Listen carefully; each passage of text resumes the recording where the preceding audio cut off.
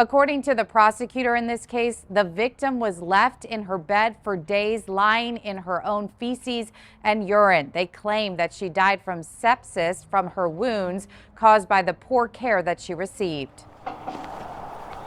On a windy day in Chesterfield, Judge James O'Connell called the allegations laid out by the prosecutor against Colonial Heights Rehabilitation and Nursing Center Administrator Shawanda Jeter and nurse trainer Danielle Harris gut-wrenching, aggravating, and horrendous. They were among the 18 staff members arrested yesterday when dozens of police officers and state officials showed up at the nursing home.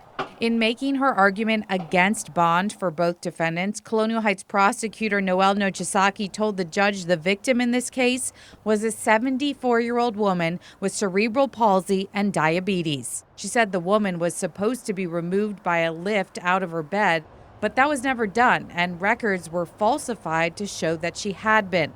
The prosecutor said the woman was left in her bed for days in her own urine and feces. She was not turned, she was not changed, and her wounds from the poor care were so bad that Adult Protective Services originally thought she may have been the victim of a sexual assault.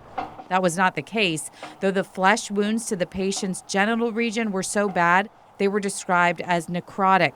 I personally viewed the pictures of the wounds that were shown to the judge. Wounds that were so severe, investigators say they caused the sepsis, which ultimately killed the patient. Shawanda Jeter, who runs the facility, is facing some of the most serious charges in this case. In addition to abuse and neglect charges, prosecutors say she hired nursing staff with barrier crimes on their record, to include malicious wounding and domestic assault. When detectives executed a search warrant at the facility on November 4th, Nochisaki said Jeter tried to prevent them from executing the search warrant, lied to them that she didn't know how to get into the system, and attempted to destroy evidence. As for Danielle Harris, the prosecutor said the registered nurse was in charge of training at the facility, but she said Harris failed to provide adequate training to staff, which led to the victim's injuries. Judge O'Connell ended up granting each woman a $10,000 bond, but on the condition that they cannot provide any medical care to the public or return to the facility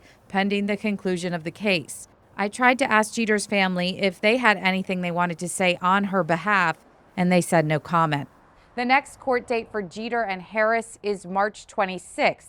A third defendant in this case, who was also charged with the felony, Shakina Brewer, is set to be arraigned tomorrow. In Chesterfield, I'm Melissa Hippolyte for CBS 6.